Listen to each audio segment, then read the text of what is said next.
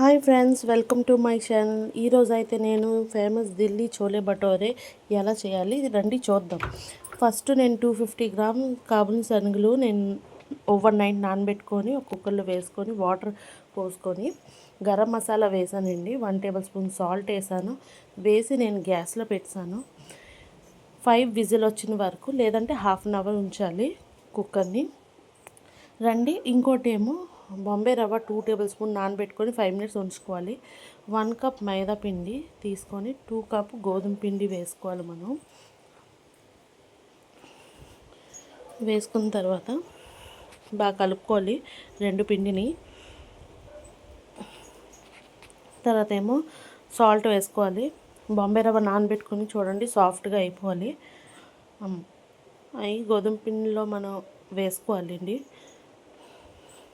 ఎందుకంటే పూరీలు చేయట్లేదు భటోరీకి. అలాగే హాఫ్ కప్పు పెరుగు వేసుకోవాలి. బేకింగ్ సోడా వేసుకోవాలండి. 1 ఆయిల్ తీసుకోవాలి 1 టేబుల్ స్పూన్. బాగా మిక్స్ చేసి సాఫ్ట్గా డో తయారు చేసుకోవాలి. మనం లాస్ట్లోనే 1 టేబుల్ స్పూన్ ఆయిల్ వేసుకొని పక్కన పెట్టుకోవాలండి. మనం చూసారా, అలాగే చేసి మీరు కూడా ఉంచండి, సాఫ్ట్గా వస్తాయి. శనగలు ఉడికిందో లేదా మనం చూద్దామండి. ఇప్పుడు సాఫ్ట్గా అయిపోవాలి. సాఫ్ట్గా అయిపోయి శనగలు, ఆనియన్స్, టమాటీ, చిల్లీ,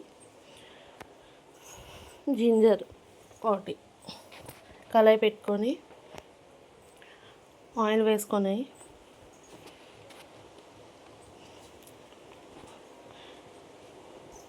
ఆనియన్స్ మనం వేసుకోవాలండి. వేడెక్కాక నూనె,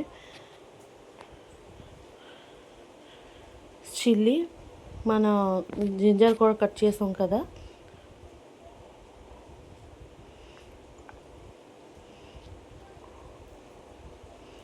ఈ జింజర్ కొద్దిగా లాస్ట్లో వేద్దామండి. గోల్డెన్ ఫ్రై వచ్చిన వరకు మన 1 tablespoon ginger garlic paste వేసుకొని, హాఫ్ టీ స్పూన్ పసుపు, మన టమాటా ప్యూరీ చేసుకుని అవి వేసుకోవాలండి. 3 టేబుల్ స్పూన్ కారం,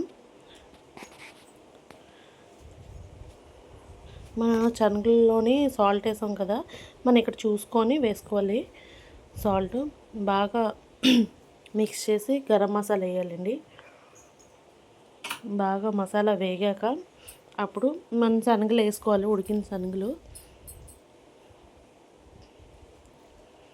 ఉడికిన శనగలు బాగా మిక్స్ చేసి మసాలాని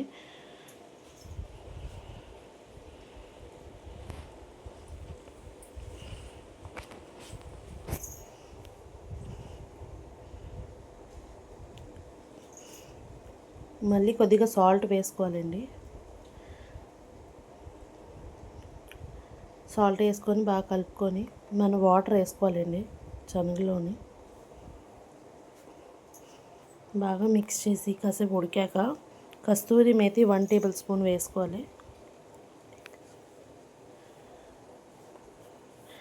మన దగ్గర అయితే ఫ్రెష్ క్రీమ్ లేదండి, పాలు మేగడని నేను క్రీమ్గా తయారు చేస్తాను. చూడండి లాస్ట్లో